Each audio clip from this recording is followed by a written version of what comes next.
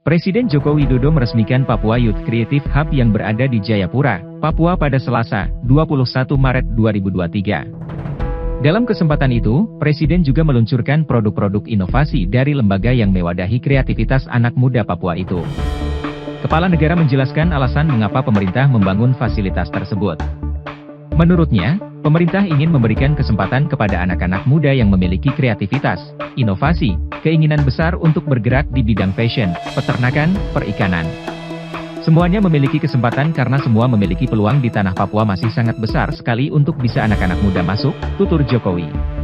Anggota Majelis Rakyat Papua, MRP, Minggu Smadai menyebut belasan kali Presiden Joko Widodo datang ke Papua, tapi tidak pernah bertanya langsung terkait kondisi yang sesungguhnya terjadi di bumi cendrawasih tersebut.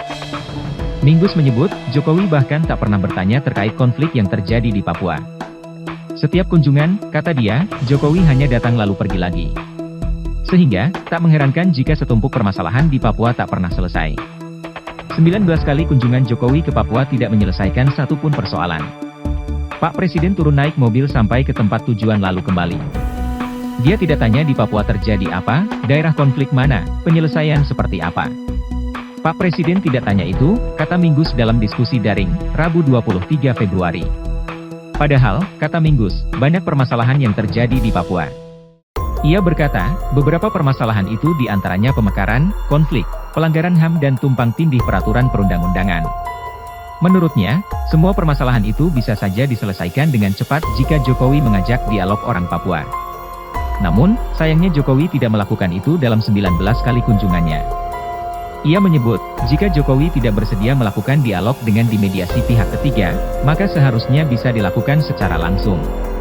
Alternatifnya, Jokowi bisa memanggil pihak-pihak terkait dan mendiskusikan permasalahan yang ada. Badan Eksekutif Mahasiswa, BM, Universitas Cendrawasih Papua menginginkan adanya ruang dialog dengan Joko Widodo selaku Presiden Republik Indonesia. Hal itu dilatar belakangi oleh kedatangan Jokowi dalam peresmian Papua Youth Creative Hub yang membahas pembangunan, akan tetapi dinilai melupakan konflik yang terjadi di Papua. BM Uncen mengungkapkan pernyataan sikap berupa penolakan atas kedatangan Jokowi di Papua beberapa saat lalu.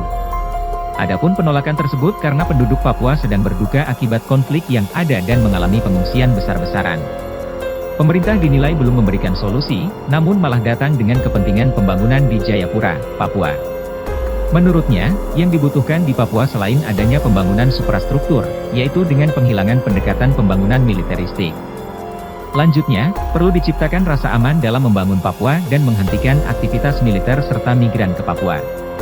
Presiden harusnya tidak hanya bicara infrastruktur, tapi bagaimana membangun Papua tanpa ada konflik senjata, penembakan masyarakat sipil, dan tanpa ada masyarakat Papua yang mengungsi, tuturnya, Minggu, 26 Maret 2023. Yato Murib selaku mahasiswa Uncen mengungkapkan bahwa dirinya juga menolak tegas kedatangan Jokowi di tanah Papua. Karena selama Presiden datang ke tanah Papua, yang diperhatikan bukan manusianya, melainkan pembangunan infrastruktur dan sebagainya, ungkap Yato, Minggu, 26 Maret 2023. Ia berharap agar Presiden tidak hanya terfokus pada pembangunan, namun turut mengatasi konflik-konflik kemanusiaan yang marak terjadi di Papua.